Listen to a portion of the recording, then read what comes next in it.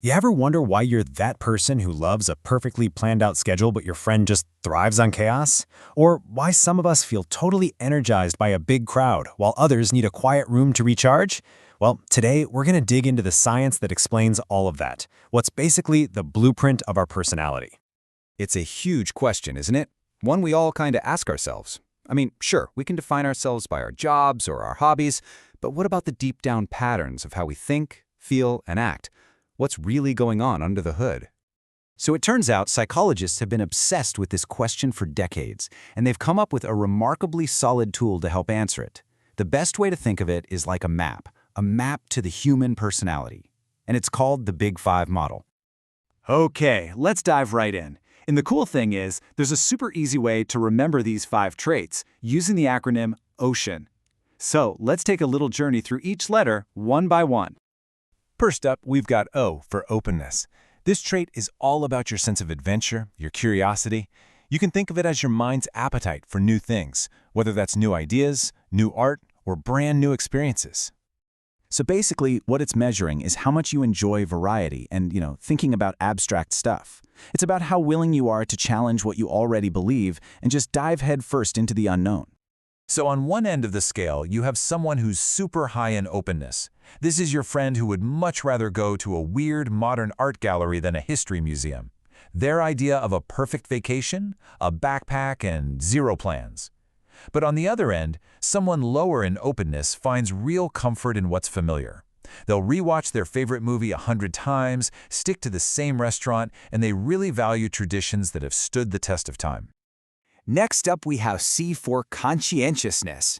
This one is all about how we handle responsibility and plan for our goals. It's about how we manage our impulses and keep things in order. And look, it's really important to get that this is way more than just having a tidy desk, right? It's a deep down drive to achieve things and do your duty.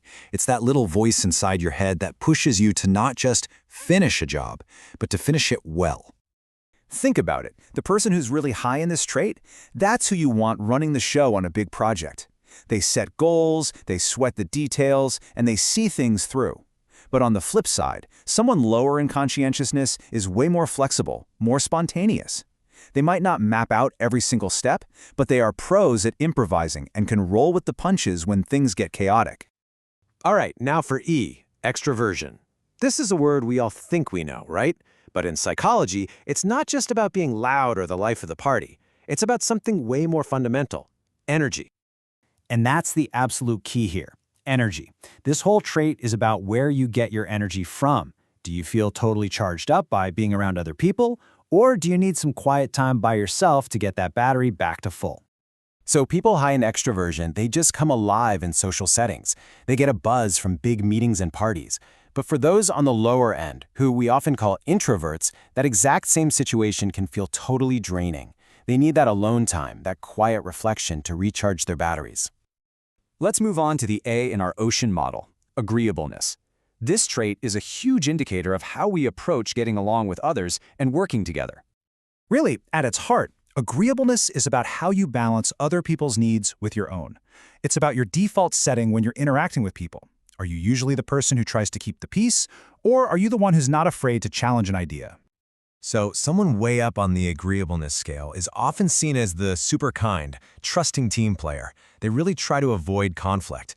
But on the other side, a person with low agreeableness is more competitive, more skeptical, and they're not afraid to stir the pot a little.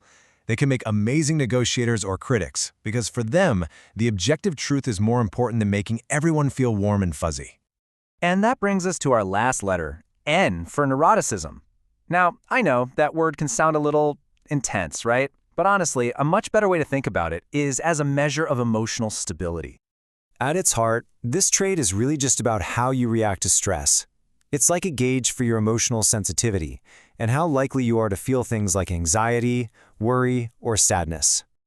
Someone high in neuroticism might feel stress a lot more intensely, and yeah, they might worry more. But hey, that also means they can be incredible at spotting potential problems before anyone else does. On the flip side, someone low in neuroticism, so high in emotional stability, is usually pretty calm, confident, and can bounce back from setbacks like it's nothing. Okay, so we've sailed the whole ocean. But the big question is, so what? Why does any of this actually matter in the real world? Let's switch gears from theory to reality and see how this stuff can be seriously powerful. And this isn't just some abstract theory, you know? It gets used all the time. Think about building a team at work. A smart manager might look for a mix of personalities. They need someone highly conscientious to keep everything on schedule, someone really open to dream up creative ideas, and someone highly agreeable to make sure everyone works together smoothly. It's about creating balance. And this is maybe the most important thing to get. None of these are good or bad. This isn't about judging people. Being an introvert isn't a flaw, and being highly agreeable isn't automatically better than being competitive. Every single personality profile has its own unique set of strengths, and yeah, some potential challenges too. I bet as we've been going through these, you've kind of been placing yourself on these different scales, right? Where do you think you land? Just starting to recognize your own patterns is a huge first step toward understanding yourself better. And remember, the Big Five isn't meant to slap a label on you and put you in a box. It's not a label, it's a guide.